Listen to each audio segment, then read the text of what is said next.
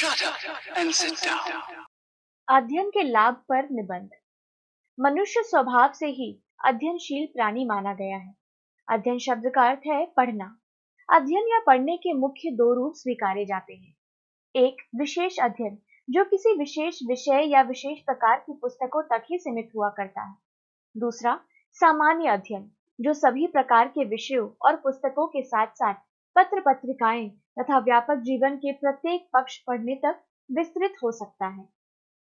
पहले विशेष अध्ययन के भी दो रूप माने जा सकते हैं।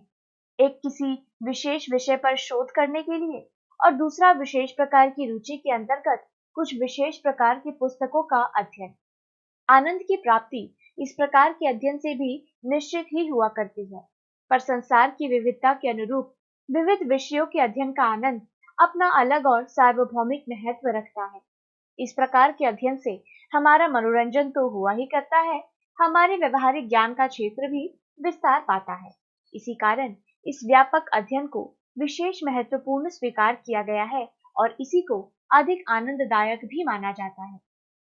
बुद्धिमानों और विद्वानों ने पुस्तकों को मनुष्य का सर्वश्रेष्ठ साथी बताया है। मनुष्य चाहे तो उसका यह साथी घर बाहर प्रत्येक कदम पर उसके साथ रह सकता है। घर में अकेले है, समय नहीं कट रहा, कोई पुस्तक उठाकर पढ़ना शुरू कर दीजिए, समय कब बीत गया पता ही नहीं चलेगा। अकेले बस या ट्रेन में सफर कर रही हैं, यात्रा बोझिल लग रही है, बस झोले में से निकाल कर कोई पुस्तक या पत्रिका पढ़ना शुरू कर दीजिए, सफर कब कट गया जान तक न सकेंगे। है ना पुस्तक जीवन का सर्वश्रेष्ठ साथी। इतना ही नहीं, मन किसी उलझन में पड़ गया है, किसी चिंता ने आ दबोचा है, घबराइए नहीं, कोई अच्छी सी पुस्तक किसी सफल महापुरुष की जीवनी निकालकर पढ़ने लगी। कोई कार्य नहीं कि उलझन का सुझाव और समस्या का समाधान न हो जाए। अच्छी पुस्तकों में जीवन को सफल सार्थक बनाने वाले, हमारी उलझनों और समस्याओं को सुलझाने वाले अनगिनत उपाय भरे पड़े हैं।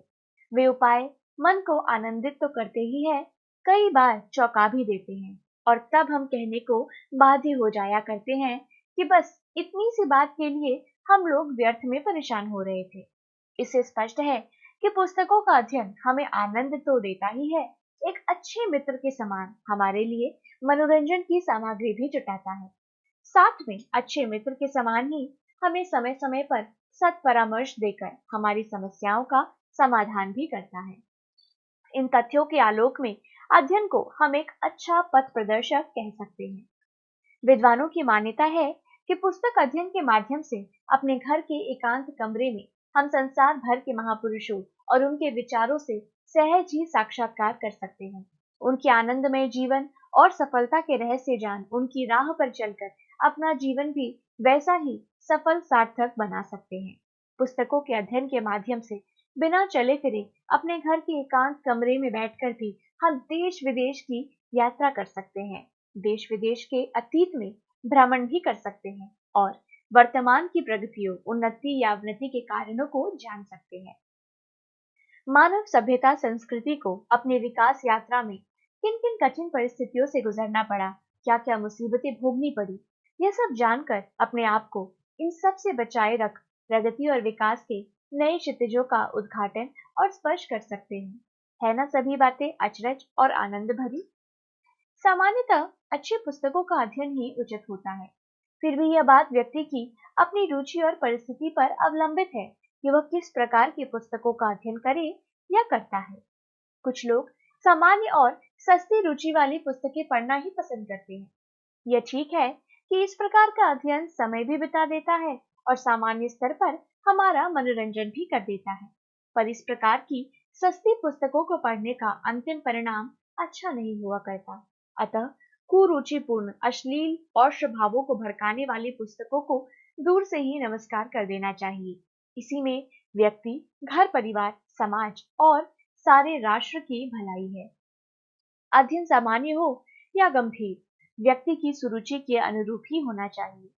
लोग भिन्न भिन्न रुचि और लक्ष्यों से अध्ययन में प्रवृत्त हुआ करते हैं। कुछ लोग धार्मिक ग्रंथों के अध्ययन में रुचि रखते हैं, जबकि दूसरे साहित्यिक पुस्तकों के अध्ययन में।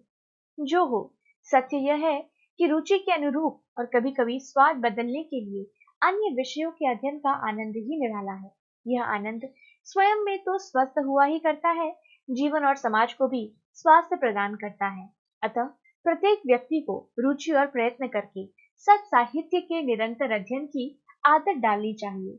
इसमें प्रवृत्त होने पर ही उन सुख एवं बातों का अनुभव संभव हो सकेगा जो पीछे कही गई है और जिनके द्वारा महान कहे जाने वाले व्यक्तियों ने महानता अर्जित करने में सफलता प्राप्त की। अध्ययन को सहज जीवन यापन और सफलता दोनों की सीढ़ी कह सकते हैं।